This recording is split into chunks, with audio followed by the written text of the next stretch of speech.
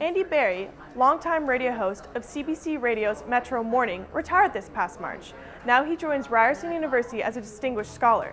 Otiena Ellwand sat down with the new addition to Ryerson. So tell me, how's the transition been for you going from a radio host to a regular civilian? The most interesting thing that's happened, Otiena, is finding out when I read the newspaper in the morning what I really want to know as opposed to what I used to need to know. So I'd spend a lot of time with newspapers, and if you had asked me, I would have told you I wasn't preparing to do the show. I was just preparing to be a citizen that day. Now that I don't have to be ready for every single question that I might have to ask, I really whip through the newspaper in a hurry. It's amazing it tells me a little bit about what my audience may have been wanting from what we did on the air, because there's a lot of stuff I don't get beyond the first paragraph of, because I don't feel I want to know it. Whereas before I thought I needed to know it. That's the big change. I also get up a lot later in the morning. Well, you always sounded like you did know a lot about your guests who were on the show, because you made it sound like a conversation between people. And so how did you psych yourself up to ask those hard questions that were so important to the interview? Well, first of all, I had a lot of help. So I might have sounded like I was really well informed, and sometimes I was all by myself, but I also had sometimes 3 and 4 pages of notes that a producer left me overnight that readied me to ask that hard question. And the other thing that made a big difference is we were live every morning. A lot of my career I did a lot of long form interviews that were taped first, like As It Happens is mostly on tape. So you could take your time, you could think about things, you could sort of, if you had a hardball question, you could throw a few softballs first to calm the guest down.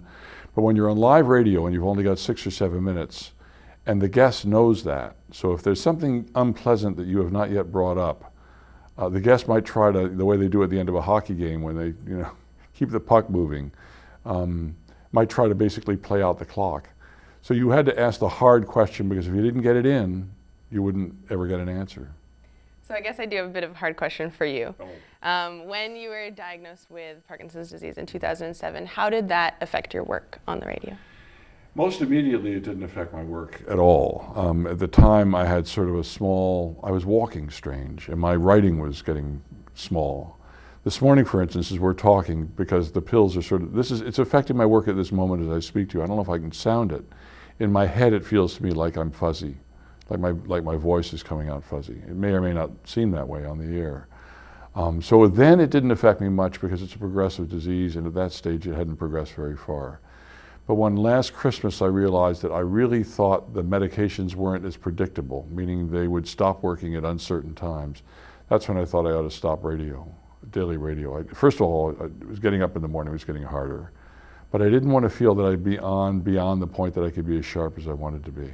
It's not a matter of intellectual sharpness. I think my brain's working okay, but the muscles that work my mouth and my face, people with Parkinson's have something called a frozen expression, so you can look unhappy when you're really not.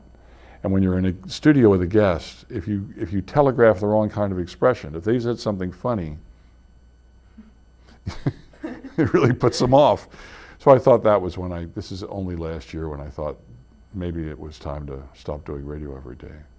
So now that you've stopped radio, you're embarking on a lot of new adventures, and one of them is that you're going to be a distinguished scholar here at Ryerson. Well, I hope so. I hope I'm distinguished and not extinguished. One credit short of my degree in university myself. I sort of got distracted, and I never got my degree. Now I've got an honorary doctorate from York, and I've got this visiting distinguished scholar at Ryerson. I feel if I ran into some of my old profs in school, they'd think I was a fraud, but I'm looking forward to it. So what exactly are you going to be doing?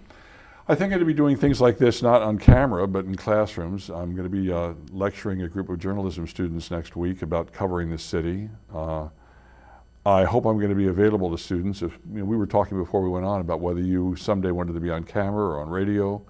And I hope those are the kinds of questions students might come to me, because I've done a little of everything to ask outside of class. I've got an office upstairs, and it's going to have my name on it, and maybe people will knock on the door and I'll have a chance to talk like this. Well, I hope so, and I hope we get to talk again. Thank you so much. It's been a pleasure. My pleasure. And if you'd like to know a little bit more about Andy Barrie, you can check out the Atkinson's lecture, which is on our website.